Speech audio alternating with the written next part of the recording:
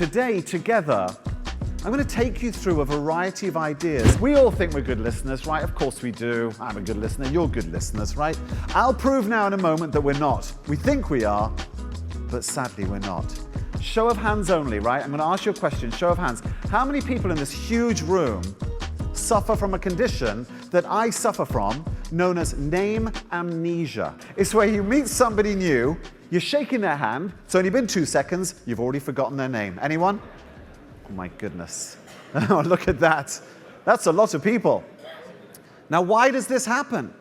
Well, I'll tell you, because psychologically, when we meet somebody new, we are so excited to tell them our name, we're not listening to theirs. Your name's what? Irrelevant. I'm Mark. What do you think of that? That's what's happening.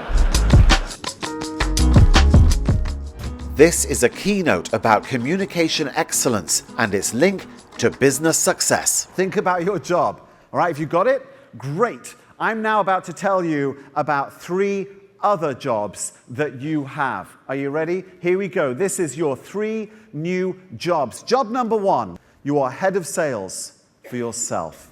Number 2, you are director of translation. Yes, you are. You live and breathe this industry. You know it inside and out. You know every piece of jargon. You know every acronym, every initialism.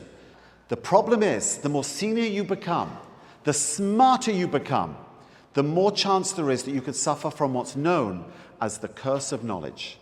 And the curse of knowledge is where you assume everyone around you knows what you know. But they don't. Find the story, tell the story. Because ideas wrapped in stories are so much more powerful. I like to share concepts like the brains of influence and the L war because, number 1, they're instantly usable, but number 2, they're so easy to remember long after the event itself. Now, here's the good news. Did you know this? There are 6 keys to influence, and each one of these keys can actually help you get to where you're going. And quite happily for us, the 6 keys of influence spell out the word brains. The L war is nothing more than the most common sense approach to communication, and it stands for this, in this order. L, listen. W, watch. A, anticipate the needs of the person in front of you. And R, react. And by react, I mean actually start talking. Begin the communication. Start the email. Pick up the phone.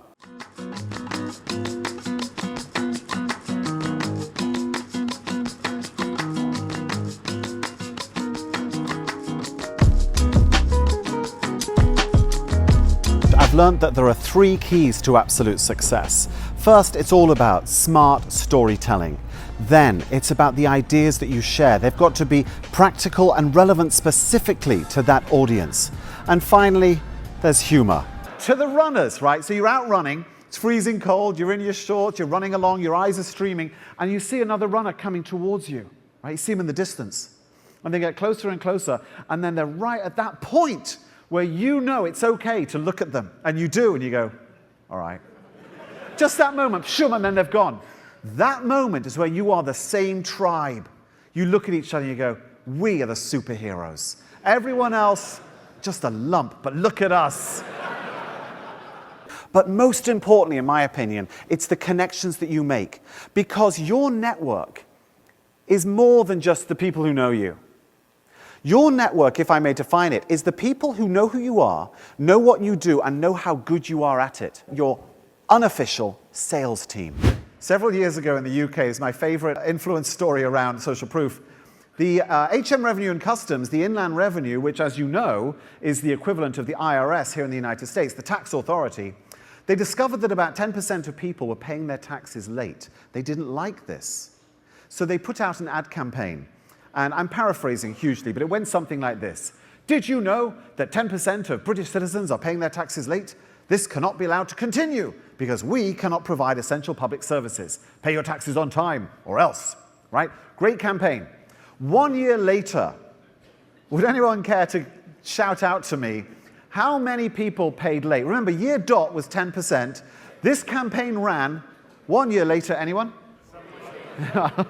Pretty good, pretty good. 20% paid late.